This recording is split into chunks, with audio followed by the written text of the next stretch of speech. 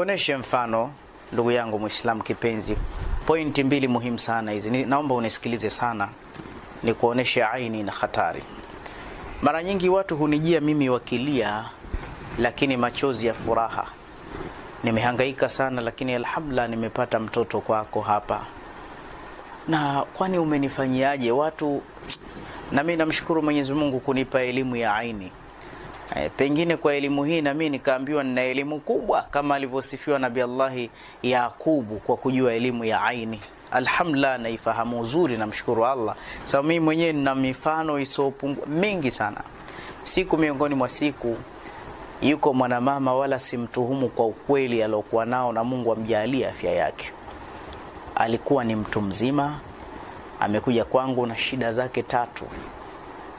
Shida yake ya mwanzo, mama huyu mgongo kwa kweli unamuuma sana sana, unawaka moto. Mguu unamuuma paja mpaka unakufa ganzi, na tumbo linamuuma mpaka anaingia kwenye period, na wakati ni mzee anaingia kwenye kalenda kama wanawake wadogo.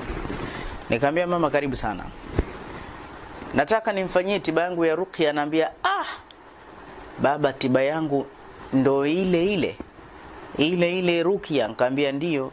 Ambia nishasomewa sana ruqya Dar es Salaam nzima, kila pahala nimemaliza, mpaka inakuwa kero masikioni mwangu. Nikamwambia mama, umesomewa huko, sio hapa.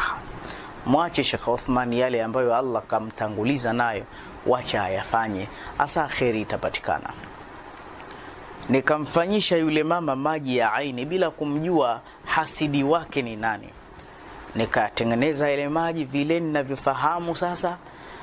Baada yule mama kuyanawa, natamani huwa napenda kuongea sana kwa mifano, japokuwa walillahi mathalul a'la, Mungu ana mifano mizuri zaidi, lakini sikuandaa programu hiyo. Lakini hebu fuatilieni kaseti zangu zingine, na kila alofika katika kituo changu hichi kitukufu ameona mambo ya aini jinsi yanavyofanyika na masharti yake. Kwa kweli ni shida jinsi, manake ukikosea tu kidogo ni zero, hakuna chochote kile.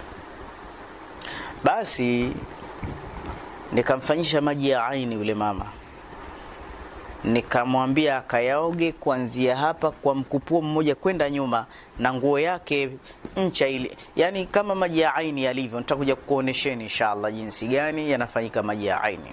Baada ya kumfanyia maji ya aini, nikamuingiza kwenye dawa zangu ambazo nimezisomea pia visomo vya aini na hasad, lakini kubwa ni yale maji.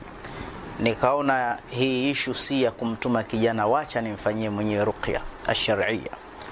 Nilipomsomea ruqya kwa muda wa nusu saa kumaliza, alhamdulillah